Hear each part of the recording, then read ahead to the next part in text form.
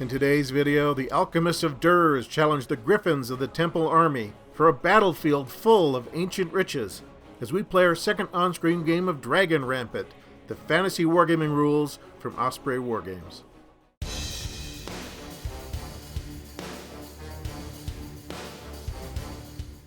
Well, hi folks, this is Lee from Skirmish Wargames. Welcome to the channel. I'm here with Lynn. Hello. Today we're going to play our second on-screen game of Dragon Rampant, the fantasy wargaming rules from Osprey Wargames, and we're going to try the treasure hunting scenario entitled The Crystal Gale. The Crystal Gale is this big wind that kind of shot through the royal palace and picked up all of the crown jewels and scattered them on the countryside, and then rival forces kind of ran out there to try to pick them up. We're going to modify that just a little bit.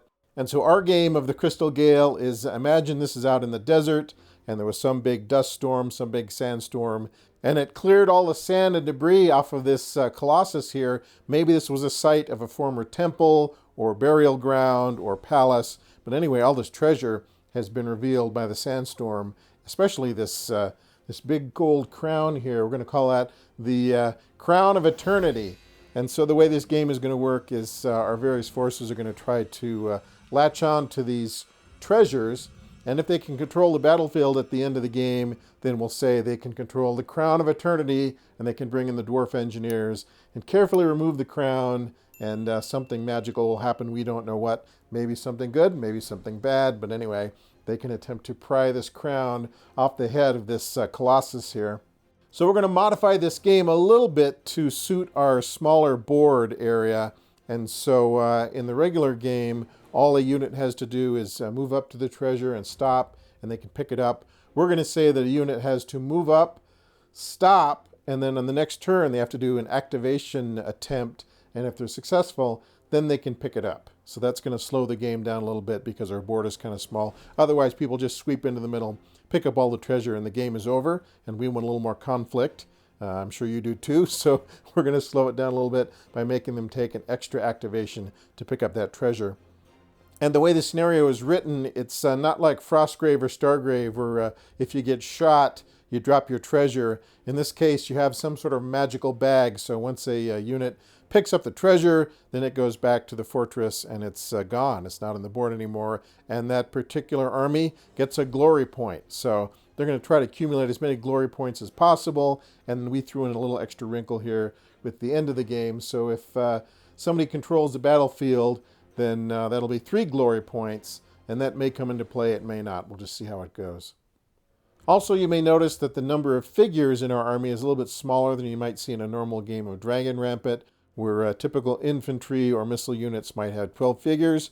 We again have kind of shrunk these down. We're using the reduced model count unit rules to shrink down the units simply so that we can fit more of them on our table, which is 3 by 3 with a little bit extra around the border. Normally you'd want to play this game on a 6 by 4 or something like that, or a 6 by 3 to give it its due, but we're playing on a smaller table. So instead of a 12-man unit of spearmen, we're doing 6 models to represent the unit of spearmen. However, the point value is the same, the strength is the same, everything is the same, except the number of models is smaller than you would typically have. So today I am fielding a confrontation temple army. These are the Griffins, and they are led by Thurbird the Mighty. So he is an elite cavalry guy, so imagine he's got his retinue with him.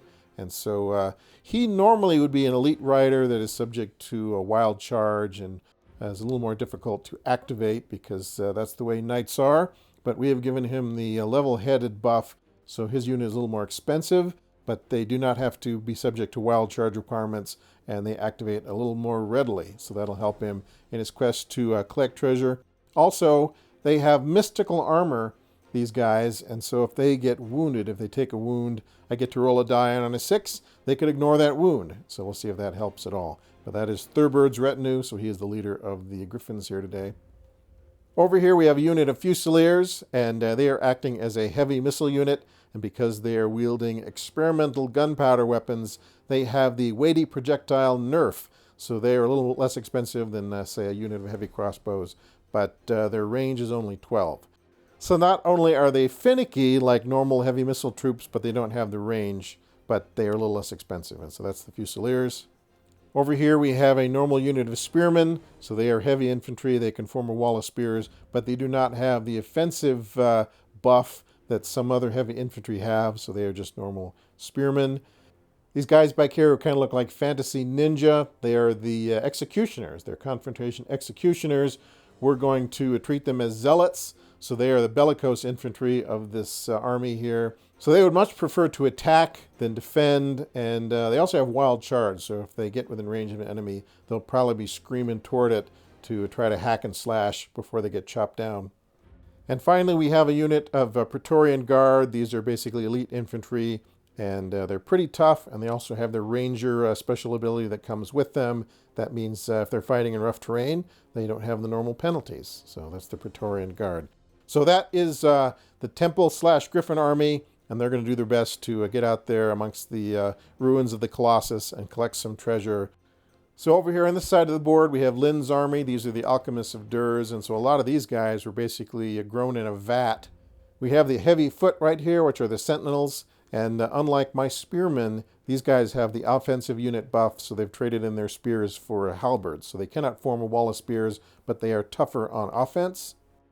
These clones here are a unit of light infantry, so they're pretty speedy. They also have the offensive buff, so they have traded in their spears for scimitars and shields.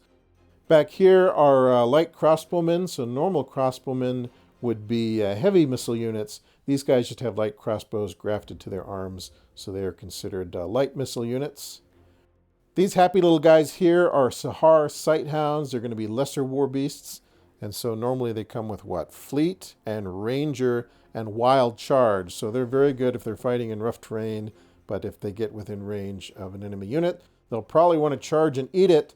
And then finally we have the Aberration Prime. This is a greater war beast, and Lynn has chosen to give him Venomous. So if he's on the attack, he has the potential to do quite a bit of damage. I think he's a little bit weaker on the defense, though. So we'll try to keep that in mind. But that is the Aberration Prime. And your leader is here. And what is her name? Her name is Claudia Nesselith. All right, so she is the leader of the Alchemists, and she's kind of embedded with this group of heavy infantry, the Sentinels. And so anybody within 12 inches of her on your side, if they're making a courage check, they'll get a buff if she's in range. However, if she's destroyed, then everybody on the army has to make a courage check because their leader has been dispatched. So we don't want that to happen.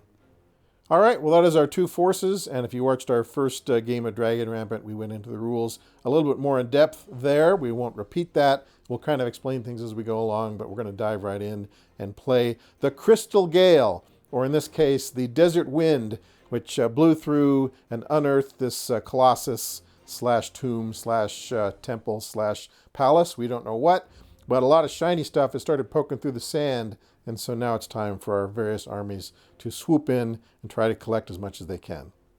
Okay, the first thing we're going to do is roll to see who is attacking and who's defending. So high roll will be attacking. And I got a 3, and you got a 9.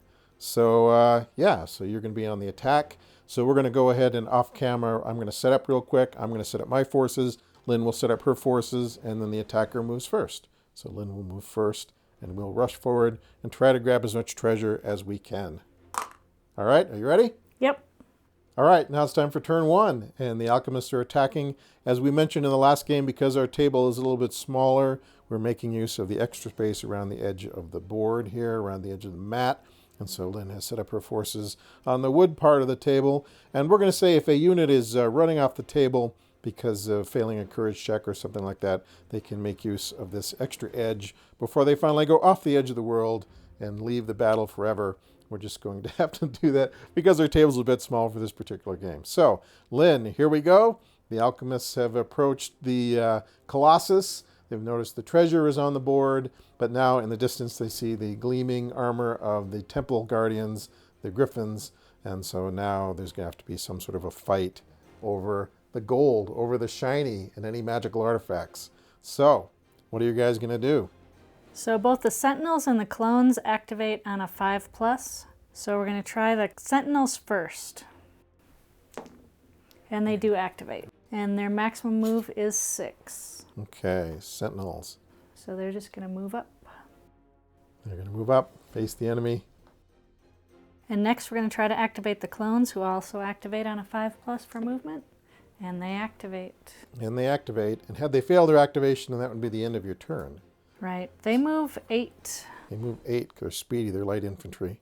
Yeah. So the clones are light infantry. That means they're not quite as robust as the heavy infantry, but they do move faster.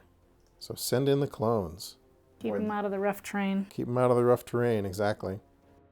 Okay, so the rest of your army, the crossbowmen, the lesser war beasts, and the greater war beast all move on a 6+, correct? Yes. And so who's next? The lesser war beasts are next. And they move a full 12. They do. So they're speedy. And they do. War beasts can be finicky sometimes, but they definitely want to get in the fight. So the lesser war beasts have rushed up, and in the rules as written, that would normally allow them to just pick up a treasure. But because we're playing on a smaller board, and we don't want it to be over in 2 turns, we're going to say they have rushed up, they have stopped, and so on their next turn, they can attempt to do a movement activation, which will allow them to pick up that treasure. They know how to do 2 things, fight, and grab treasure. So the greater war beast is going to attempt to activate next. That's your aberration prime. And he activates on a 6+. And he does. And he can move 10. Okay. Not quite as fast as the lesser war beasts, but fast nonetheless. And he is adjacent to a treasure, so he's going to try to pick that up in the next turn. So you've been pretty successful with your activation so far. Everyone's activated, nobody's failed, and your last unit is this unit of crossbowmen, these light missile troops. And they also activate on a 6+. And they do not. They've decided they're going to hang back and see how the battle unfolds, and maybe they'll move in. All right, so that is the Alchemist's first turn. Now it's time for the Griffins, the Temple Army, to make a move. Okay, and the Griffin Army, the Elite Cavalry, the Heavy Infantry, and the Elite Infantry over here all move on a 5+. The Executioners and the Fusiliers move on a 6+. So we're going to focus on the units that move more consistently. So I'm going to start with my leader's unit here. This is Thurbard the Indignant, and so he is going to rush forward, and we said we would reroll cocked dice. He makes it anyway, 7. So yeah, fortunately he activates, and he can move 10, 8 up here, and another 2. Can't quite get to that treasure, but gets pretty close. Next, we'll try to activate the Spearmen, and they also activate. They only move 6, though. So they just kind of march forward. They're not really that great, but they weren't expensive either. So that is the Temple Spearmen. They can form a wall of spears, but they're not as offensive as your Sentinels, your heavy halberd unit over there, who are very offensive because they got the offensive buff. How offensive are they? Very. Very. Next, we'll try to activate the Praetorians. That's the Elite Infantry. And yeah, 12. They really want to get into the fight. So the Praetorians, they only move 6, but if they're in rough terrain, they fight as rangers. So their experience serves them well in the forest, but there's no forest here right now. And finally, the Bellicose Infantry, that is the Executioners, the Zealots, and they activate on a 6+, and they get a 10, so they do activate. And they are rangers and fleet of foot, right? Yep. So they fight very well in the rough terrain, that is the Oasis, and they move 8. So the Executioners are just going to kind of rush forward into the Oasis, take some cover behind the palm trees, and try to get into the fight. All right, so Bellicose Infantry, Elite Infantry, Heavy Infantry, and Elite Cavalry. And I almost forgot about my Fusiliers with their experimental gunpowder weapons. And 5, they do not activate. Like the light crossbows on the other side of the table, they're just going to check their powder before they get into the fight.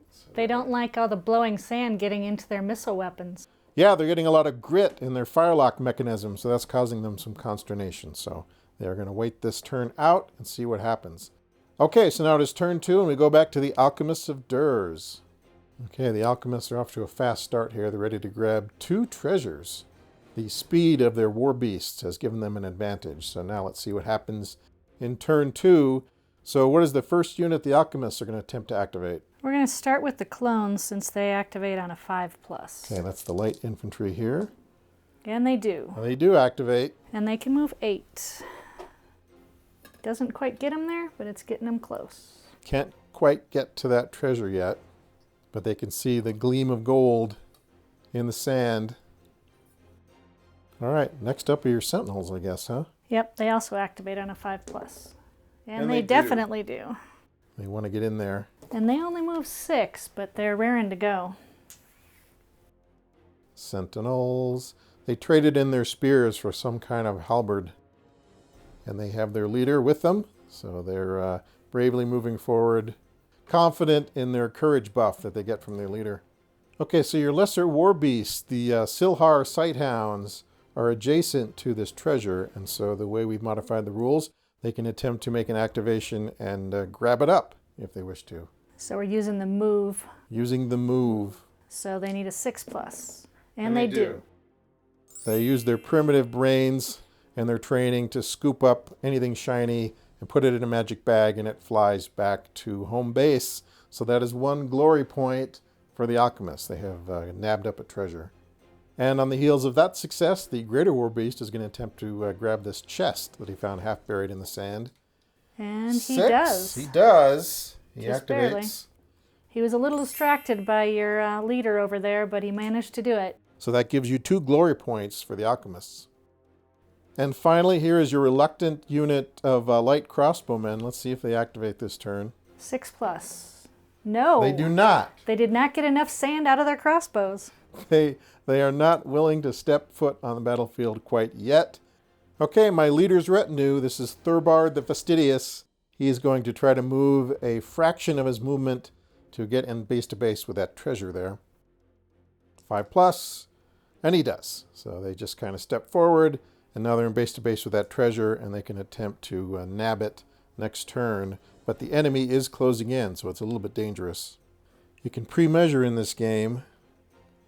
So I think the Praetorians are going to attempt to activate and move up and grab this footlocker out of the sand. And they need a 5+.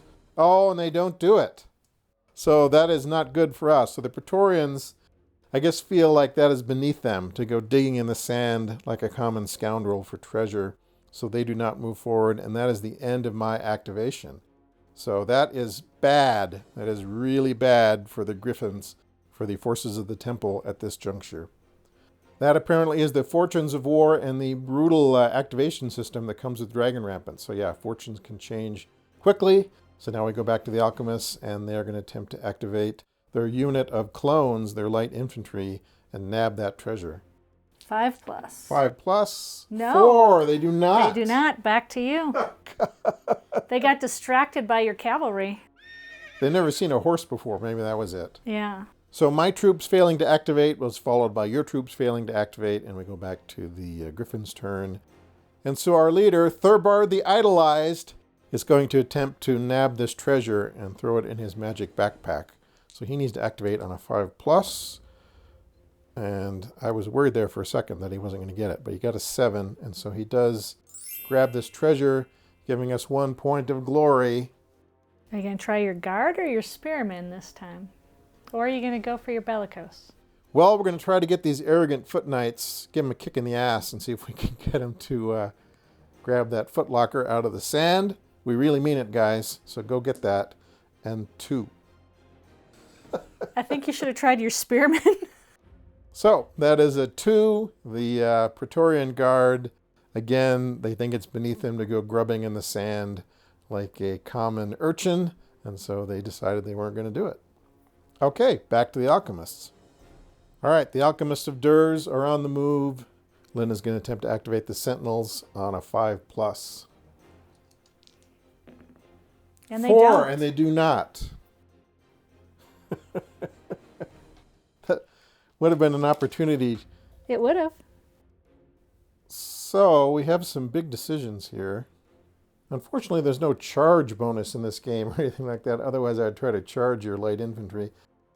So my leader could attempt to kind of rush forward and try to get close to that treasure, but we said we're going to honor the 3-inch rule. in Dragon Rampant, which means you can't get closer than 3 inches to another unit unless you are attacking them. And he's not quite in range to attack. We do fudge that a little bit when measuring between friendly units because the board is a little bit smaller, so we just try to have some sort of a measurable distance. But the leader can't quite get in there close to that treasure without being within 3 inches of the light infantry, so he's not going to do that. We're going to try this Praetorian Guard again, these elite infantry guys, and see what happens. So I need a 5+.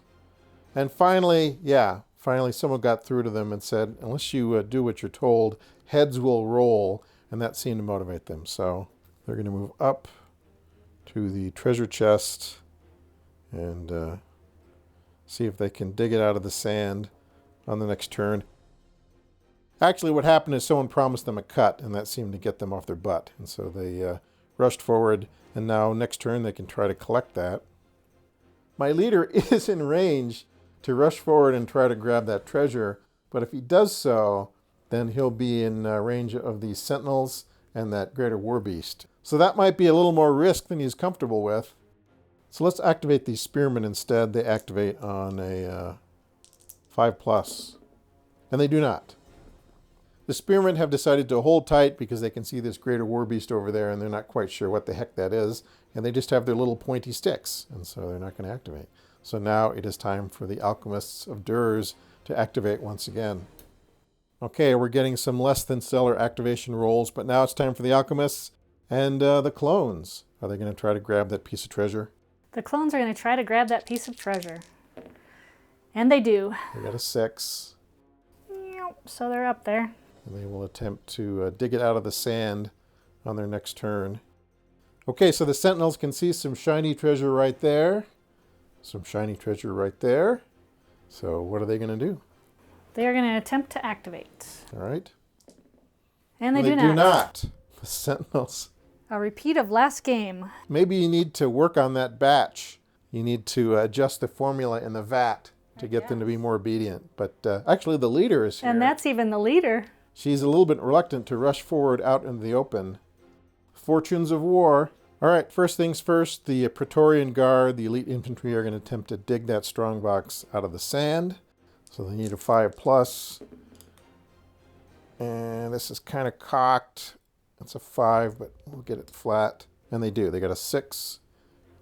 So they collect the strongbox for the greater glory of the temple army. So that is 2 glory versus your 2 glory. So it's neck and neck. I'm reluctant to have my leader rush forward into the middle like that. So I'm going to have these lowly spearmen do it instead. They activate on a 5+. And they do. They receive orders. They're going to follow those orders.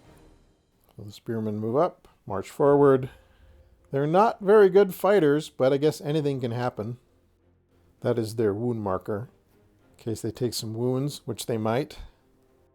Okay, these Fusiliers here activate on a 6+, and it's time for them to do something. It's time for them to earn their keep. 12. So yeah, they have been motivated properly with the threat of beheading, so they're going to move forward. So the Fusiliers have finally loaded their experimental gunpowder weapons. So the Fusiliers have moved up finally, and they're almost in range to shoot somebody. So we'll have to see what happens here. Your war beast can move, what, 10? 10. He's pretty speedy. This is an obstacle, not rough terrain, so he would have to stop and wait if he moved up to it. But he's pretty fast. He can cover a lot of ground. So my leader is going to attempt to activate. He is going to take his retinue and he's going to try to move. He does. He'll just move up a little bit. Going to move up that way. And finally, my bellicose infantry, they've been hiding here in the oasis in quiet reflection, but they're going to have to move now.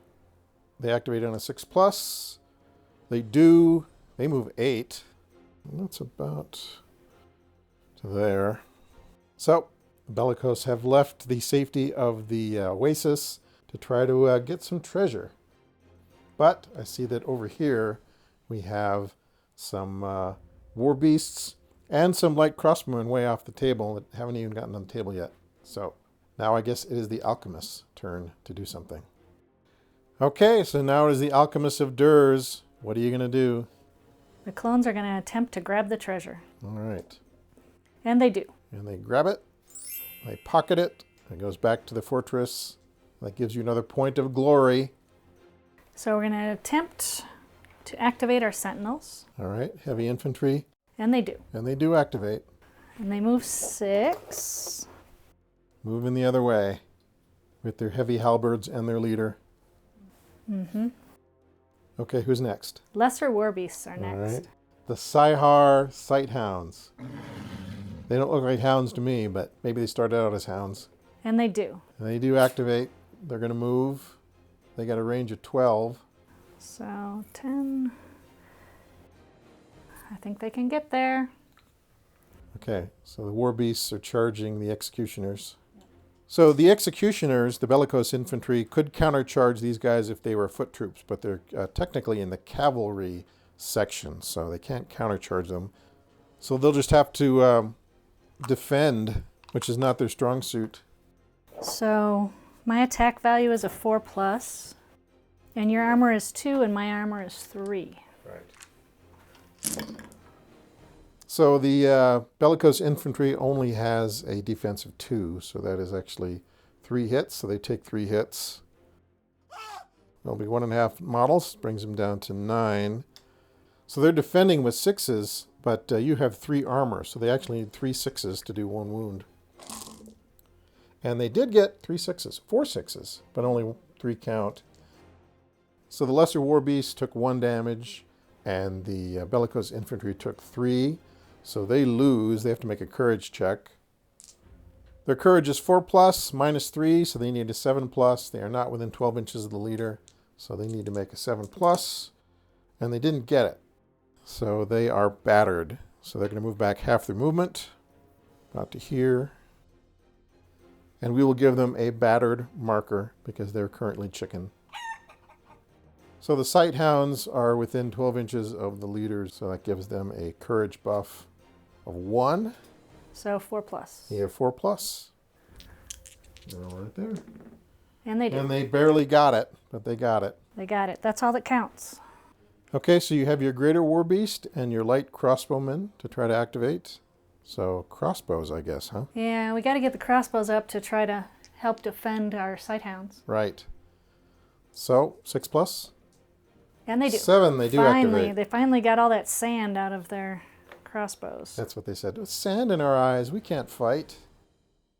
We can't possibly fight under these conditions. And lastly, you have your greater war beast, the Aberration Prime. And he does activate with a 6, just barely. Okay. So now He moves 10, up to 10. so he is just going to move up so he Okay. can So he can get an angle on any enemies he might be marching that forward. might be marching forward. Okay. The war beast moves up to a strategic position. And that is the end of the Alchemist turn. So now we go back to the temple. Mm-hmm. Okay, it's time for Thurbard the Indigestible to try to make a move. I think he wants to crash into these infantry here, these light infantry, even though there's a greater war beast right there. So we will go ahead and make an attempt to attack these light infantry. And I think he attacks on a 5+. He likes to attack. And he does. So he's going to charge forward, attack that unit of light infantry. Thurbard has an attack value of 3+. Yep. And his armor is 4. Yeah. And your attack value is 4+. And my armor is only 2. Armor's only 2. So we need some 3+s here. Yep. How about some 1s? So he got 3 successes, so that kills 3 light infantry. So 1 model is removed, another half model is injured, and you defend on what? 4+. On a 4+. There's 2. Oh, 2. That's pretty good. That's pretty good for poor little clones. Okay, so that takes Thurbard's retinue down to 4, but he is still the winner of that But combat. he gets to try to roll a 6. So Lynn reminded me, because of his mystical armor, he gets to roll and see if he can cancel out those hits. So he needs a 6.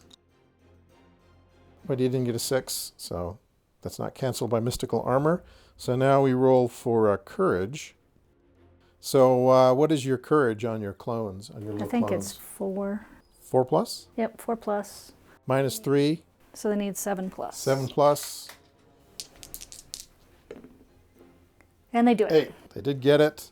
So Thurbard's courage is 3 plus. He gets a leader buff, but then he took 2 wounds, so he needs a 4 plus. And he makes it. I do an orderly retreat. 3 inches. 3 inches. We're not marking our activations, but now that there's more people in the middle, it's probably time to start doing that. So Thurbard activated, and even though he was technically the winner of that confrontation, I think you were more successful in that you took out some valuable knights as opposed to just little infantry guys. These spearmen here are going to attempt to move 5, and they do. So they will move up to the treasure. Rightly or wrongly, they're going to claim it as their own. Marching forward with their pointy sticks. And we need to remember to check for wild charges and recovery, courage recovery, during the first part of the turn. So we'll do that now. So these bellicose infantry need to roll to see if they recover. Courage of 4 plus, they've taken 3 wounds, so they need a 7 plus to try to survive. And they do. They recover, so they turn around. That's all they do. They are no longer battered. So they have dropped their chicken token, and now they are ready to fight some war beasts if the opportunity arises. So my goal is to try to position the Praetorians in such a way that they blunt the wild charge from the war beast. Let's see if I can do that. Neither of us can get within 3 inches of each other unless we're attacking. So let's see what I can do. They have a taste for bellicose. Okay. So the Praetorians have moved up, and they're not quite able to block the access of the war beast to the bellicose. So we'll just see what happens. At the very least, maybe I can counterattack. Now we have the Fusiliers. They're going to attempt to activate on a 6 plus. And they do. I think they're going to move up to this wall here. And I don't know if they're going to climb over it next turn or not. I guess we'll have to see, but they're going to move up. All right. And I think that's everybody. So now it's the Alchemist turn, and you don't have any battered units, so you don't have to worry about courage tests. But you do have war beasts, the lesser ones, and the greater one, and they're both going to have to test for wild charges. So where do you want to start? You can pick. Lesser war beast. All right.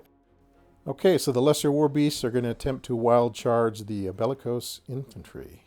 So 5 plus. 5 and plus, they do. They do. All right, so the lesser war beast ran around, did an end run around the Praetorian guard. So the war beasts are attacking on a 4 plus. Ooh, not very good. 1. Only got 1. That's statistically unlikely. Yeah. Which is fortunate for the bellicose infantry, so that takes them down to 8.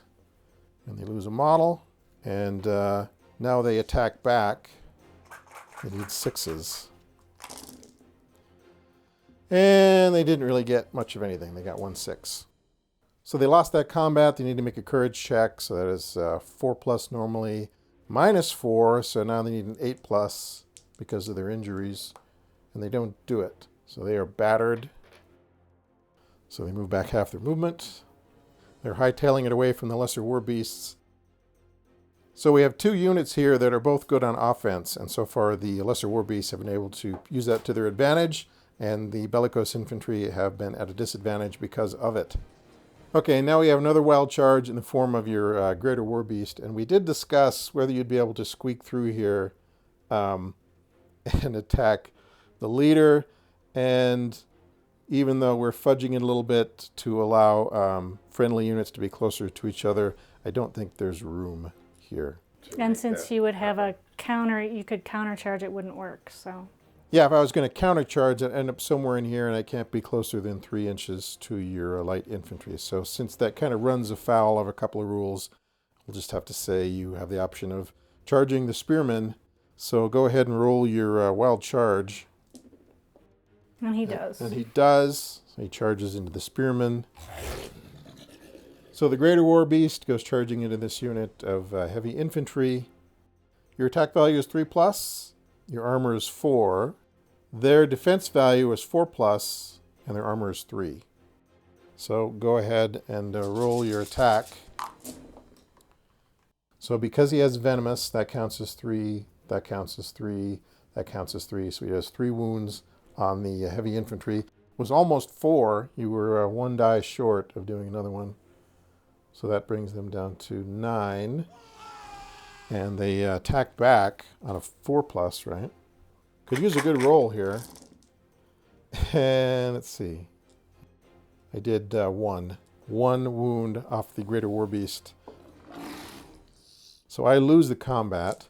I got to make a courage roll. Okay, the leader is within 12 inches. They can kind of see him through here. Perhaps not over that, but through here. Their courage is normally 4+, +1 for the leader, so that is a 3+. But they're going to have a -3 on the roll because of injuries. So let's see what happens. So 6 -3 is 3 because of the leader buff. That is just enough to avoid losing their courage and becoming battered. So instead, they make an orderly step back. They move back 3 inches from the Greater Warbeast, leaving their treasure behind because they didn't get a chance to pick it up.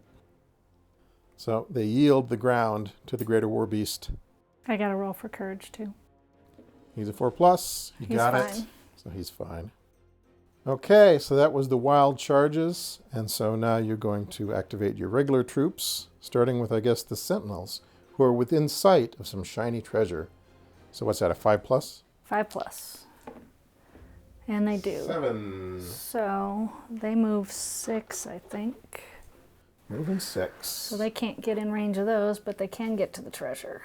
Shiny, shiny treasure, ready to be dug out of the sands. Okay, so that was your heavy infantry. Now you can attempt to activate either your light infantry, the clones, or your crossbowmen. So the clones are going to try to attack, and their activation for an attack is a 6+. Okay, clones are attacking. And they do. 8, they do. Are you going to countercharge? Yeah, I should probably try to countercharge. Countercharge on a 7, come on. No. Okay. Well, that would have been good if that had worked. So the clones are attack on a 4+, Okay. and you have an armor of 4. I have an armor of 4. Not so good. There's 1. I'll take it, though. So that takes him down to 3. 1 member of the knightly retinue is dispatched, and so now I'm at half strength. But before I am at half strength, I get to roll 1 more 12-die attack on a 5+. Okay, I did get one injury. And I think I get to roll to see if my mystical armor blocks that hit. And it does not. It certainly does not. Okay, so the clones are rolling for their courage roll. They've taken 4 injuries. Their courage is 4. So that's -4 because of injuries. So go ahead and roll there. And 8. they do. They do succeed in being courageous. So they make an orderly step back. Then Thurbard's retinue, his courage is 3+. He gets a buff because he's the leader. So they take in 3 wounds, though. So let's see what happens. And they're fine. So you swarmed him with this unit of light infantry and took out a knight. Yep. It brought him down to half, so now he only gets to roll 6 dice on an attack or Right. defense. Yep, unfortunate. And finally, you have your unit of light crossbowmen. So the crossbowmen here could potentially shoot at these elite infantry, but these elite infantry have a lot of cover and a lot of armor, and you're shooting at long range, so that would make it unlikely you would score any hits. So you're going to move instead. We're going to try to get closer so we have a better shot. Okay. So they move on a 6+, I believe. 6+, yeah. And they do. And they move. Crossbowmen are moving up. Okay. I think that is everybody. Okay, crossbowmen have moved up, and that is the final activation for the Alchemists of Dirz. So, what's going to happen on the temple turn?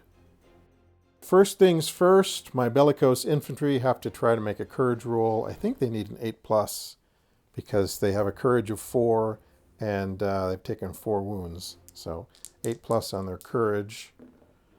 And they do it. They do it. They do recover, which is good. So they are no longer battered. They can get rid of their chicken marker.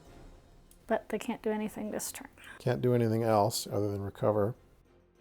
The elite infantry, however, are going to try to attack your Sighthounds. So they need to roll a 5+ to attack, I think. Come on. And they do. They get a 9. So they move in on the lesser war beasts. So the elite infantry attack on a 3+. Your Sighthounds have an armor of 3. Ooh, ouch. So 1 hit, 2 hits, 3 hits. So they do 3 hits on the Sighthounds. Takes them down to 2. And you would lose 2 models when the time comes. But they get to attack back at full strength. Their defense is 6+. You want to attack over here? I needed 4 6s to get a hit, but I only got 3. Because they have armor of 4, being knightly knights. I have a feeling we're going to rout. You might run off the table. Okay, so what is the courage on a Sighthound? 4. 4. You've taken 4 wounds, so you need an 8+. You can roll that right there if you want to. No, And they you don't. do. I make it. So the Sighthound doesn't rout, but he does move back 3 inches from the onslaught of the elite infantry. So that has been one of the minor bright spots for me in this game. So the elite infantry battled the lesser war beasts. All right, so there's quite a lot of stuff going on here. So let's see. Even though Thurbard's retinue is down to half strength, he is going to attempt to charge the light infantry here. So he needs to roll a 5+ to attack. And he does with a 6. So he charges in. He's only going to be fighting in half strength, though. But they only have armor of 2. But they only have armor of 2. And he needs a 3+. So 3+. And 1, 2, 3. So I got 2 of them. Brings the clones down to 6, which is half. But they get to attack back at full strength, and their offense is like 4+, 4+, right? yeah. Or what's their defense? 4+. 4+, okay. Oh, that's a lot. 1, 2. 2? Wow. Okay. That probably was not a great move. So let's see. We did equal number of casualties, though. So that brings Thurbard down to 1. I guess he'll roll his courage, so that's 3+, 2+ with his leader bonus, but minus 5. So he needs a 7 or better. And he gets it. So he's still on the battlefield. So I need to make an orderly step back because even though we did equal number of casualties, I'm the attacker. And then you need to roll your courage. Which is going to be much harder than yours. So your courage is 4+. You've taken 6 casualties, so yeah, 10 or better, I guess. And no, they didn't make it. So 7 minus 6 is 1, so that's not 0 or less. So you're just going to go back half your movement directly away from the enemy. So the clones are battered, and Thurbard and his retinue are almost gone. So the Fusiliers are going to attempt to shoot the Aberration Prime. Unfortunately, the Fusiliers are finicky, as are their weapons, and so they attack on a 7+, which is not great. And they do. They shoot on a 4+. All right, 4+. 2 hits. Because you have an armor of 4. Yep. So the Aberration Prime takes 2 hits. So he's within 12 inches of the leader, so he gets a courage buff. So that's a 3 plus 3 for casualties. So he needs a 6+. And he does. And he does. So he had 1 wound from attacking the spearman before, right? So he's down to 3, so he's at half strength now. Okay, so that leaves just the spearmen. And I suppose they should try to do their sacred duty and attack the Aberration Prime. And they attack on a 6+. And they do. Spearmen move up. They attack on just a 5+, though. So the spearmen attack on a 5+, but the aberration has an armor of 4, so they're going to need at least 4 of them to do a wound. And they do not do it. They attacked, but they were not successful in harming that aberration. And the aberration defends on a 6, right? 6+, but every hit, everyone is 2 hits. Everyone is poison. Yeah. Every 6 is poison. So that's 1 hit. So the aberration prime got 2 6s, so because of poison, that's 2 points instead of 1. So that's 1, 2, 3, 4. These guys have an armor of 3, so that's enough to take down 1. So it goes from 9 to 8. So they lose the combat. They need to make a courage roll. So -3, so they need a 7+. And they don't do it. So they do not rout, fortunately, but they do move back in an unordered fashion and become battered. So they're going to move back 3. So they move back. They get a chicken marker because they are battered. So insert your chicken sound here. So that is all of my activations. And now we go back to the Alchemists. Okay, now it's the Alchemist turn, so you need to try to rally your battered unit here. So 10+. 10+. No. 2. They rout. They decide they've had enough of this. They're going back to the clone factory. All right, so that is the light infantry have left the field, but they did score some treasure, so... And they did do some damage to your leader. And they did, yeah, manage to fight the leader's retinue to a standstill, pretty much. So you got your money's worth out of those. So you have 2 units that have a wild charge possibility. One is the Greater War Beast here, and so he is going to attempt to charge these poor spearmen. And he does. And he does. So the Greater War Beast pursues these poor spearmen who are going to now hit on a 6 because they're battered. So go ahead and roll your attack. And he hits on a 3+. 3+, plus poison. 1, 2. So they have an armor of 3, so you did 2 hits. So you bring them down to 6, so they're half strength. But they get to attack back at full strength, even though they're only going to hit on a 6. Spearmen are attacking back. They got 3 6s, but that's not enough because the War Beast has an armor of 4. So they needed 1 more and they didn't get it.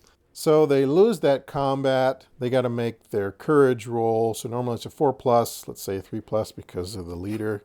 You're still kind of in there. But -6 because of all their injuries. So 9+, and they did it. Now since they're already battered, I believe they stay battered, but at least they didn't rout. So they're going to move back 3. So they take their chicken marker with them. And that is the Greater War Beast. Now over here in this corner, the Sighthound needs to roll. You want to roll kind of in there somewhere? And he does not. He does not. So he does not do a wild charge, and so that is his activation. All right, so you're going to activate your Sentinels, your heavy infantry. And they're going to attempt to pick up the treasure. They're going to attempt to pick up that treasure. And they don't. And they don't. And that's the end of your activation. It is. They had their little metal detectors out, but they couldn't find the actual metal in the sands, in the shifting sands. Okay, now it is the Griffin's turn, the Temple Army. This unit of spearmen needs to try to recover. I think they're probably out of 12-inch range. So they need a 10+. Call it a 10+ to recover. And they do. They recover. They're no longer battered. So that's all they can do this turn. And they're still facing down this Greater War Beast, so they're probably not the best troops to try to attack such a monster. So the bellicose infantry may want to wild charge this Sighthound here, and because they're not slowed down by the rough terrain, they can do so. So let's see if they wild charge on a 5+. And they do. So the bellicose infantry go screaming through the oasis to attack this poor little Sighthound here. Who's probably going to be toast. Probably. So the bellicose have an attack value of 3+. Mm-hmm. Their armor is only 2. What is your armor on your Sighthound? Sighthound has an armor of 3. 3. All right. So 3+ attacking the Sighthound. And let's see. I think I got 2. I think I got 2 hits. That would take him out. But he gets to attack back first. Right. With 6. Yep. And he got 1 hit. Got 1 hit. So, takes the bellicose infantry down to 7. The Sighthound is removed. They're not close enough to get a courage buff. They do not get a courage buff. They need to roll for their courage, so it's 4 plus minus 5, so 9 plus, I guess.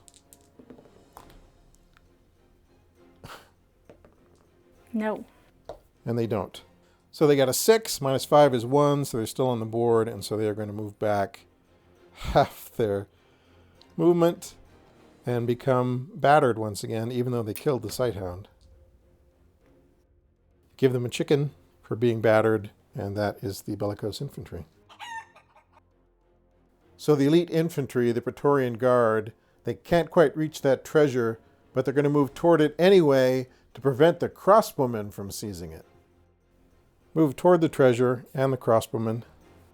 I think my leader, Thurbard, who's lost most of his retinue, is going to try to move. And he does. And he's going to move 10 back this way. He's making a tactical retreat to kind of get out of the line of fire there, though this warbeast could still come after him. And then the Fusiliers here are going to attempt to shoot at the warbeast, and we could use a 7+ activation right now. This would be good, and they don't get it. They do not activate, so that is the end of my turn. So now it's the Alchemists, and your feeling is that the warbeast is going to try to wild charge the leader. Since he was limping away. Okay. 9, and he does. I will attempt to countercharge, which would be good. So 7+. And no, he does not. Okay. So that's not so good for him. Okay, your warbeast is probably going to finish him off. Okay, so 3+.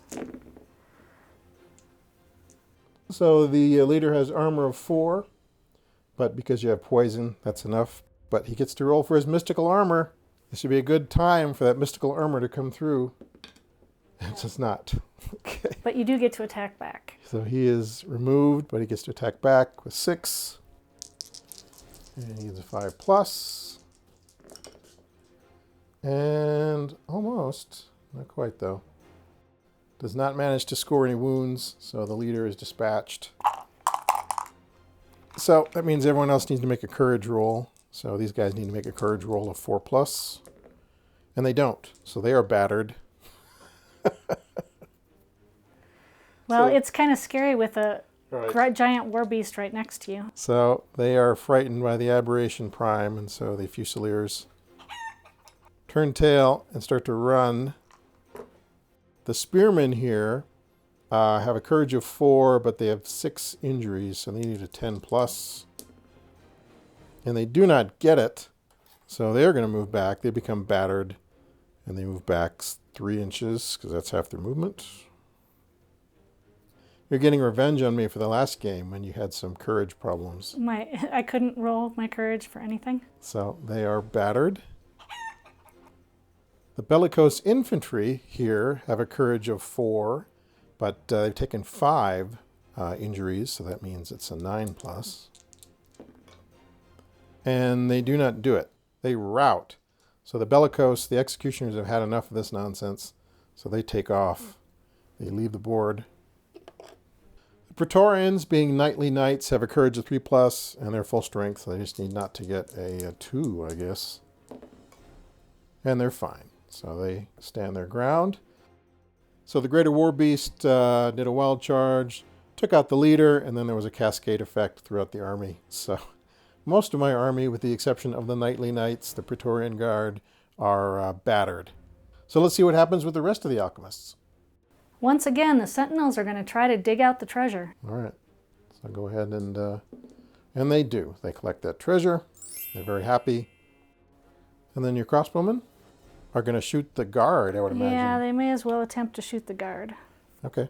Shoot on a 6+ for activation. And they do. And they do activate. So they hit on a 5+.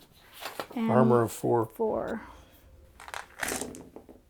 Oh, lots of 6s. But not enough. Oh, they didn't. So they shot a lot of crossbow bolts, but were not able to defeat the advanced armor of the Praetorian Guard. That is me. That is you. All right, it is the Temple Army's turn, and things are not looking that good. So we have our spearmen here. They need to go ahead and try to recover. They need to rally.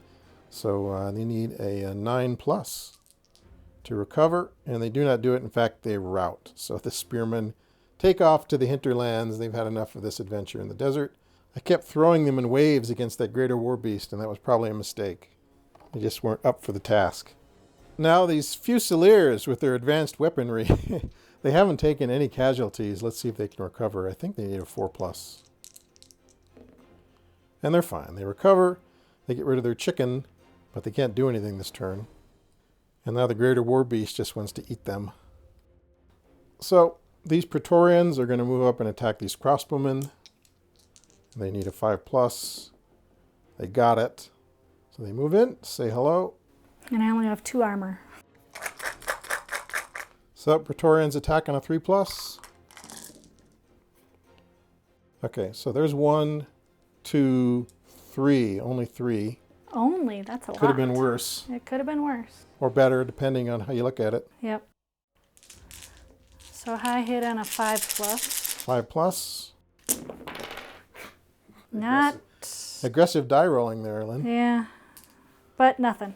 You got nothing. I You got needed nothing. 4 and you I didn't needed get 4, it. I got 2. All right, so Praetorians won. So now I gotta roll my courage roll. They are within 12, I believe, of my leader, so that'll help. Yeah. Courage is 4+. How many injuries have they taken? 3. 3. So 7+, 6+ because of the leader. Yep. No. And they're they fine. do. They're fine. So orderly retreat 3 inches? Yep. They back up 3 inches, which is fine because they just want to shoot anyway. Yep. So the Praetorians did get a few hits in, but it wasn't catastrophic for the crossbowmen like we hoped. All right, I think that is the end of my turn. So now it is your turn. And one way or the other, this probably should be the last turn of the game. So we'll just see what happens. Okay, the Alchemists. You have your Aberration Prime. He's going to wild charge these Fusiliers. Yes. Aberration Prime charges in. He only gets to use 6 dice, fortunately. But it's still 3+. 3+. Fusiliers have an armor of 2. Ooh, 2 6s. Okay, so that's 1, 2, 3. So he kills 3 Fusiliers because of poison. And they attack back on a 6. So they need 4 6s. Which they do not get. They don't get a single 6. So they lose that combat. They're going to roll for their courage. So 7+. 7+. 6. They don't do it. They But are they didn't rout, they only got battered. chicken. They are chicken. So they're going to move back half their movement. Takes them about to there. So they will not be shooting next turn. That's for sure. Then the last 2 units you have are your sentinels and your crossbowmen. So the crossbows will try to do some damage. Okay. And they shoot on a 6+. All right. Which they don't. They don't. They lose their activation. Yep. So it's the Temple's turn again. These Fusiliers are currently battered, so they need to make a courage check. Courage of 4+, wounds of 3, so 7+, and they don't do it. So they don't quite rout, but they're getting pretty close to the edge of the board. So 1 extra step and they would be off the board, plus they lose a guy because they failed their courage check. So they're very close to going AWOL and leaving the edge of the board. Now I have one last chance at minor redemption. The Praetorians are going to try to activate and attack the crossbowmen. They do, so they move up. And let's see what they can do with their last attack of the game. So they attack on a 3+. Let's see. 1, 2, 3, 4. They do 4 wounds on the crossbowmen. So that takes them down to 5. But they still get to attack back at full strength. And they attack on a 5+. And they attack on a 5+. And they need 4 of them. They did. They got 4. So they do manage to take down one knightly knight. So he goes down to 5. So our courage is 3+, -1 for being wounded. And they're fine. They're very courageous. So your courage is 4+. You get a leader buff, so that's technically 3+. You take 7 wounds, though, so 10+. No, Don't they do rout. it. And they rout. So the crossbowmen take off. Okay, I think we're going to call it good at that point. I still have my Praetorians, but it's very likely that my Fusiliers are going to run off the board. So the forces of the Temple were able to collect 2 treasures. And the forces of the Alchemists, well, they have an Aberration Prime, who was kind of the MVP of the game, and he is down to half strength, but still kicking. And then you have a full strength unit of Sentinels with the leader. And their forces were able to collect 4 treasures. And for their valiant effort, we will award them the Tiara of Eternity, or whatever it's called. So now that they have more or less possession of the battlefield, they can call in the Dwarf Engineers, carefully remove it, take it back to their sanctuary, and maybe it'll be bad, maybe it'll be good, maybe it's cursed, maybe it's blessed, maybe the riches of the universe will fall in their laps, or maybe they'll be sucked into a vortex. We don't know. Or maybe it's iron pyrite and all of this was for nothing. So that is our second game of Dragon Rampant, and it was pretty close. Could have gone either way. You notice that failing courage checks and or failing activation rolls can make a huge difference in the game. It does. And had I managed to use my Fusiliers a little bit more, it might have changed the outcome. But it didn't happen that way. But fortunately, the Praetorian Guard maintained their honor and their dignity and took a wound, but didn't get run off the board, like some of the other units that shall remain nameless. Even though in the beginning they were very reluctant to collect treasure. Yeah, they didn't want to get their shiny armor all dirty by digging in the sand, but I think the thought of maybe taking some riches back home changed their mind eventually. But yeah, so they're basically the remnants of the army. The Fusiliers possibly could recover and re-enter the battle, but unlikely, and I think the War Beast would chew them up anyway. So, all right, folks, I guess that's a wrap on our big desert treasure hunt today. We hope you enjoyed it. If you like the things we do, please subscribe to our channel. Please give this video a big thumbs up, and of course, please visit us online at our website, skirmishwargames.com, and we will talk to you soon.